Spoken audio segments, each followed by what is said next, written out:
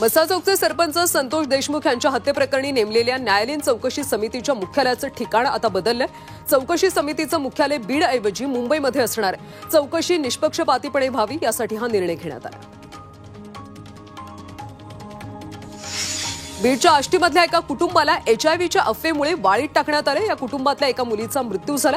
तो मृत्यू एचआयव्हीमुळे झाल्याची माहिती गावात पसरली आणि गावाने या कुटुंबाला वाळीत टाकलं। मात्र ही माहिती खोटी असून पोलीस आणि वैद्यकीय अधिकाऱ्यांनी अफवा पसरवून बदनामी केल्याचा आरोप पीडित कुटुंबाने केला। आज काँग्रेसच्या ओबीसी विभागाची बैठक दादरमध्ये आयोजित करण्यात आली। प्रदेशाध्यक्ष नाना पटोले आणि काँग्रेस वर्किंग कमिटीचे सदस्य के राजू यांच्या प्रमुख उपस्थितीत ही बैठक होणार आहे। त्यानंतर दुपारी 2 वाजता नाना पटोले पत्रकार परिषदेला संबोधित करतील। केंद्रीय गृहमंत्री अमित शहा येत्या 24 जानेवारीला महाराष्ट्र दौऱ्यावर आहेत। या दरम्यान ते नाशिकच्या त्र्यंबकेश्वराचं दर्शन घेणार आहेत। त्यानंतर मालेगावात माजी सैनिकांनी साकारलेल्या शेतीला ते भेट देणार आहेत। त्याचबरोबर तिथल्या सहकार परिषदेला उपस्थित राहून जवानांना मार्गदर्शन करणार आहेत। पहाटेच्या शपथविधीत षडयंत्र होतं तर कुणी रचलं होतं असा सवाल छगन भुजबळांनी धनंजय मुंडेंना विचारला। षडयंत्र उद्धव ठाकरे काँग्रेसला रचलं नसेल मग ते कुणी रचलं होतं असा सवाल भुजबळांनी उपस्थित केला। नाशिकच्या पालकमंत्रीपदासाठी भाजपच आग्रही असल्याची माहिती सूत्रांनी दिली। भाजपचे प्रदेशाध्यक्ष चंद्रशेखर बावनकुळे आणि गिरीश महाजन यांच्यामध्ये चर्चा झाली आणि यामध्ये पालकमंत्रीपद भाजपकडेच ठेवावं अशी चर्चा झाली। महाराष्ट्रातलं सरकार हे दिल्लीतून चालतं। फडणवीस शिंदे अजित पवार या कठपुतल्या आहेत अशी टीका संजय राऊतांनी केली। पालकमंत्री पदासाठी दंगल सुरू असल्याचं देखील राऊतांनी म्हटलं। दिल्लीत कोण जास्त थैल्या देतं त्यानुसार वजन ठरतं असा हल्लाबोल राऊतांनी सरकारवर केला। नाशिकचे पालकमंत्री म्हणून जलसंपदा मंत्री गिरीश महाजन यांच्या नियुक्तीला राज्य सरकारनं स्थगिती दिली। तरीही प्रजासत्ताक दिनाचं ध्वजवंदन महाजन यांच्या हस्ते होणार आहे। जिल्हा प्रशासनाच्या परिपत्रकानुसार महाजन हे ध्वजवंदन करणार आहेत। गिरीश महाजन हेच पालकमंत्री हवेत अशी नाशिक जिल्ह्यातल्या येवल्यामध्ये बॅनरबाजी करण्यात आली। नाशिकच्या पालकमंत्रीपदाला स्थगिती दिल्यानंतर गिरीश महाजनांच्या समर्थकांनी नाराजी व्यक्त केली। नाशिकच्या विकासासाठी गिरीश महाजन यांनाच पालकमंत्री करा अशी मागणी महाजनांच्या समर्थकांनी केली। जळगावच्या पालकमंत्रीपदी पुन्हा गुलाबराव पाटील यांची निवड झाल्यानं गुजर समाजाच्या वतीनं त्यांचा नागरी सन्मान करण्यात आला। लोहपुरुष सरदार वल्लभभाई पटेल यांचे प्रतिमा गुलाबराव पाटलांना भेट देऊन गुजर समाजाच्या प्रतिनिधींनी पाटलांचा सन्मान केला। अभिनेता सैफच्या चाकू हल्ल्याचं मुंबई पोलिसांकडून रिक्रिएशन करण्यात आलं। काल रात्री मुंबई पोलिसांची टीम सैफच्या घरी गेली। यावेळी आरोपी मोहम्मदला मुंबई पोलिसांनी सैफच्या घरी नेलं। दरम्यान सैफच्या घरात आरोपी कसा घुसला याची माहिती पोलिसांनी जाणून घेतली। अभिनेता सैफ अली खानला आज डिस्चार्ज मिळण्याची शक्यता आहे। सैफची प्रकृती स्थिर असून त्याला डॉक्टरांच्या परवानगीनंतरच डिस्चार्ज दिला जाणार आहे। काल मुंबई पोलीस त्याचा जबाब नोंदवणार होते मात्र तो नोंदवला गेला नाही। त्यामुळे आज मुंबई पोलीस सैफचा जबाब नोंदवण्याची देखील शक्यता आहे। तानसा पश्चिम जलवाहिनीला पवईतल्या जोगेश्वरी विक्रोळी जोड रस्त्यावरच्या पुलाजवळ मोठी गळती लागली। त्यामुळे तानसा वाहिनीचा पाणीपुरवठा तात्काळ बंद करण्यात आला आणि जलवाहिनी दुरुस्तीचं काम तातडीने हाती घेण्यात आलं।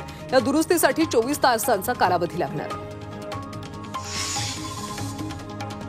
मुंबई बंगळुरू महामार्गावरच्या देहू रोड बायपास इथं भुयारी मार्ग होण्यासाठी किवळे ग्रामस्थांच्या 10 वर्षाच्या लढ्याला अखेर यश आलं।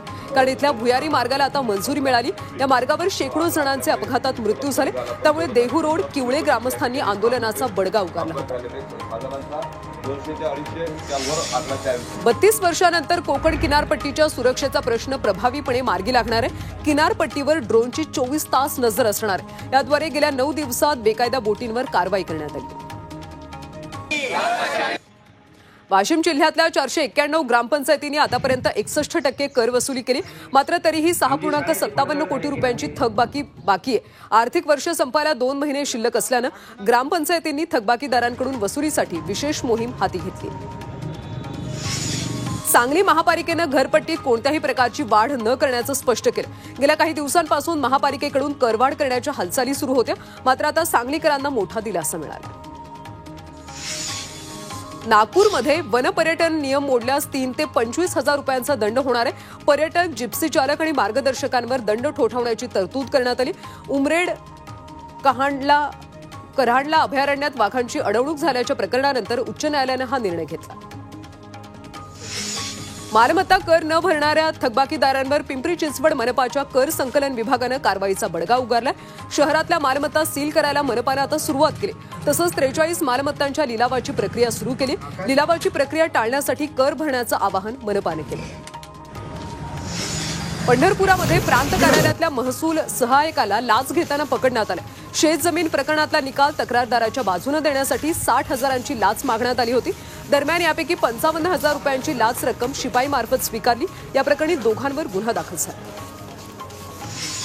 अकोल्यामध्ये अन्न आणि औषध प्रशासनानं मोठी कारवाई केली. शहरातल्या सिव्हिल रोड इथं जीएमडी मार्केटमध्ये दास सर्जिकल प्रतिष्ठानच्या गोदामातून सलाईनचे 1000 बॉक्स जप्त करण्यात आले. गोदामात विनापरवाना सलाईनच्या बॉक्सची मोठ्या प्रमाणात साठवणूक करण्यात आली होती.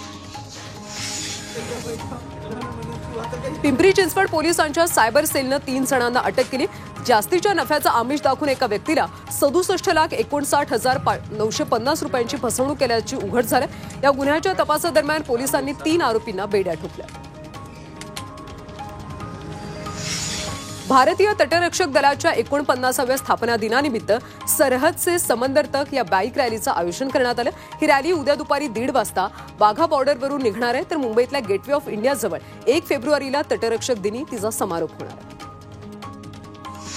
पुण्यामध्ये 5वं अखिल भारतीय मराठी बालकुमार साहित्य संमेलन होणार आहे. 30 आणि 31 जानेवारी रोजी पुण्यातल्या श्री शिवाजी मराठा सोसायटीमध्ये हे साहित्य संमेलन रंगणार आहे. संमेलनाचं उद्घाटन केंद्रीय मंत्री मुरलीधर मोहोळ यांच्या हस्ते होणार आहे. पुण्यातल्या पीएमपीएमएलच्या कर्मचाऱ्यांची 7,000 पदं रिक्त आहेत. गेल्या 6 वर्षांपासून पीएमपीएमएलमध्ये भरतीच झाली नाही. 15,000 मंजूर पदांपैकी 7,000 पदं रिक्त असल्यानं पीएमपीएमएलच्या सेवेवर मोठा परिणाम होतो. सरकारनं यंदाच्या आर्थिक वर्षात 10 लाख टन साखर निर्यातीला मान्यता दिली. अन्न आणि नागरी पुरवठा मंत्री प्रल्हाद जोशी यांनी ही माहिती दिली.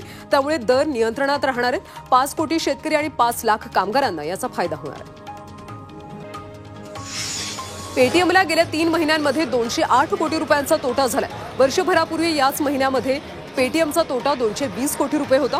कंपनीचा महसूल 36% घसरून 1,828 कोटी रुपये झाला. तर पेटीएमचा निव्वळ नफा 930 कोटी.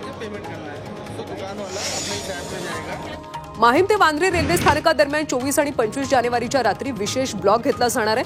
मिठी नदीवरच्या पुलाच्या पुनर्बांधणीसाठी हा ब्लॉक घेतला जाणार आहे. या ब्लॉकचा पश्चिम रेल्वे मार्गावरच्या लोकलच्या 427 फेऱ्यांवर परिणाम होणार आहे. आरटीसाठी 27 जानेवारीपर्यंत मुदतवाढ देण्यात आली आहे. आरटी अंतर्गत 25% जागांवरच्या प्रवेश प्रक्रियेसाठी 14 जानेवारीपासून ऑनलाईन अर्ज भरण्याची प्रक्रिया सुरू झाली. 27 जानेवारीपर्यंत ऑनलाईन अर्ज करता येणार आहे. राज्यभरापासून सीईटीसाठी 3,80,000 विद्यार्थ्यांचे अर्ज दाखल झालेत. MBA, MMS आणि बीएडला ऍडमिशन घेण्यासाठी विद्यार्थ्यांचा चांगला प्रतिसाद मिळतो. देवनार भायखळामध्ये हवेची गुणवत्ता खालावली आहे. मुंबईतल्या काही भागांमध्ये प्रदूषणाचं प्रमाण वाढलंय. देवनार पाठोपाठ दक्षिण मुंबईतल्या भायखळा परिसरातला हवेचा निर्देशांक 253 वर घसरला. मुंबईत प्रदूषणाची नोंद घेणाऱ्या आणखी 4 मोबाईल व्हॅन घेण्याचा निर्णय पालिकेच्या पर्यावरण विभागानं घेतलाय. त्यासाठी निविदा प्रक्रिया सुरू आहे. लवकरच या व्हॅन पालिकेच्या ताफ्यामध्ये दाखल होणार आहेत. वाशिममध्ये केंद्र सरकारच्या वॉटरशेड पाणलोट यात्रेचं ट्रायल रन सुरू आहे. ही यात्रा पाण्याचं महत्त्व आणि जलसंवर्धनाबाबत जनजागृती करण्यासाठी राबवली जाते. पाणलोट रथला हिरवा झेंडा दाखवून यात्रेची सुरुवात झाली. यानंतर मंगरुळपीर तालुक्यातल्या भूर आणि तांदळी गावामध्ये यात्रेचा दुसरा टप्पा पार पडला. मालेगाव कृषी उत्पन्न समिती सभापतीपदी चंद्रकांत शेवाळे तर उपसभापतीपदी सोनजकर यांची निवड झाली. मालेगावमधल्या उद्धव ठाकरेंची एकमेव संस्था आता शिंदेंच्या शिवसेनेकडे गेली. यामुळे शिवसेना उद्धव बाळासाहेब ठाकरे पक्षाचे उपनेते हिरे यांना जोरदार धक्का बसला. हवामानातल्या बदलाचा फटका आंबा पिकाला बसतोय. दिवसा कडक ऊन, ढगाळ हवामान, रात्री पडणारी थंडी यामुळे आंब्यावर तुडतुडा कीड रोगाचा प्रादुर्भाव झाला. फळधारणा झालेल्या ठिकाणी पुनर्मोहर सुरू झाल्यानं फळ गळतीचं संकट देखील ओढवलं. आंतरराष्ट्रीय बाजारपेठेमध्ये उठाव नसल्यामुळे कापसाचे दर स्थिर आहेत. यंदा कापसाला 6,500 ते 7,500 रुपयांपर्यंत दर मिळाले. त्यातून शेतकऱ्यांचा उत्पादन खर्च देखील निघत नाही. त्यामुळे हे दर वाढावेत अशी अपेक्षा शेतकऱ्यांचा सध्या हिरमोड झाली. मावळ तालुक्यातले शेतकरी रोहिदास गोपाळे यांनी गावरान कांद्याचं पीक घेतलंय. कांदा दिसायला गुलाबी तसंच मोठा असल्यानं त्याला बाजारभाव जास्त आहे. लागवडीसाठी केवळ 60 ते 70 हजार रुपये खर्च आला. मात्र कांदा काढल्यानंतर लाखो रुपयांचा नफा होणार आहे. अकोल्यामध्ये पेट्रोल पंपाजवळ उभ्या असलेल्या ट्रकमधून 27 कट्टे तूरडाळ चोरीची घटना घडली. तूरडाळ चोरी प्रकरणात 4 जणांना स्थानिक गुन्हे शाखेनं अटक केली. चोरट्यांकडून तूरडाळीचे कट्टे जप्त करण्यात आले. पुढच्या तपासासाठी आरोपींना बाळापूर पोलिसांना सुपूर्द केलं. सोलापूरच्या बार्शीमध्ये चोरट्यांनी एकाच रात्रीमध्ये 3 दुकानं फोडली. मुख्य बाजारपेठेतल्या 2 दुकानावर चोरट्यांनी डल्ला मारला, तर मध्यवर्ती भागातल्या इलेक्ट्रॉनिक्स आणि मेडिकलचं शटर उचकटून रोख रक्कम लंपास केली. मारेगावमध्ये गुन्हेगारीला आळा घालण्यासाठी विशेष मोहीम हाती घेण्यात आली. पोलिसांनी बेकायदा देशी बनावटीचं पिस्तूल आणि 2 जिवंत काडतुसांसह एकाला अटक केली. त्याच्यावर आर्म ऍक्ट प्रमाणे गुन्हा दाखल केला. कोल्हापुरात हातभट्टीवर कारवाईसाठी गेलेल्या एक्साईजच्या पोलिसांवर हल्ला झाला. मोतीनगरमध्ये हे अधिकारी कारवाईसाठी गेले होते. या हल्ल्यात महिला उपनिरीक्षकासह 1 जवान जखमी झाला. दरम्यान राजारामपुरी पोलिसांनी 4 जणांना अटक केली. सोलापूर पोलिसांनी एका वर्षात 4791 गुन्ह्यांचा छडा लावला. त्यामुळे सोलापूर शहर आयुक्तालय राज्यात अव्वल ठरले. एकूण 84% गुन्हे उघडकीस आणण्यामध्ये सोलापूर शहर पोलिसांना यश आलं. जळगावच्या यावल तालुक्यातल्या साखळी इथं एका गोदामावर पोलिसांनी धाड टाकली. या गोदामातून 1,65,000चा गुटखा पोलिसांनी जप्त केला. बोनस नदीच्या काठावर असलेल्या गोदामात पोलिसांनी ही कारवाई केली. यामुळे अवैध व्यावसायिकांमध्ये मोठी खळबळ उडाली. मारेगावातून बाईक चोरांच्या टोळीला पोलिसांनी बेड्या ठोकल्या. तपासाअंती चोरट्यांकडून 45 बाईक जप्त करण्यात आल्या. शहरात दुचाकी चोरींच्या गुन्ह्यांमध्ये वाढ झाली. गेल्या आठवड्याभरात चोरीच्या 90हून अधिक बाईक पोलिसांनी जप्त केल्या. चंद्रपूर महाउष्णिक वीज केंद्राजवळ अस्वरीच्या हल्ल्यामध्ये ट्रक चालक जखमी झाला. दिवसाढवळ्या झालेल्या घटनेमुळे परिसरात दहशत पसरली. घटनेनंतर वन विभागाने या भागात गस्त सुरू केली. रत्नागिरीच्या लांजा तालुक्यातल्या कोट गावामध्ये गवारेड्याच्या कळपाचा वावर वाढलाय. त्यामुळे शेतकरी चिंतेत आहेत. गव्याच्या कळपाचं आगमन झाल्यानं आंबा काजू उत्पादक शेतकरी चिंतेत सापडलेत. वन विभागाने याकडे लक्ष देण्याची मागणी स्थानिकांनी केली. साताऱ्याच्या महाबळेश्वरच्या मुख्य चौकामध्ये रानगव्याचा मुक्त संचार पाहायला मिळाला. हा रानगवा आरामखिंड परिसरातल्या जंगलातून महाबळेश्वर शहरातल्या मुख्य शिवाजी महाराज चौकातून चालत आला आणि तापोळा मार्गाच्या जंगलात निघून गेला. यावेळी नागरिकांची चांगलीच तारांबळ उडाली.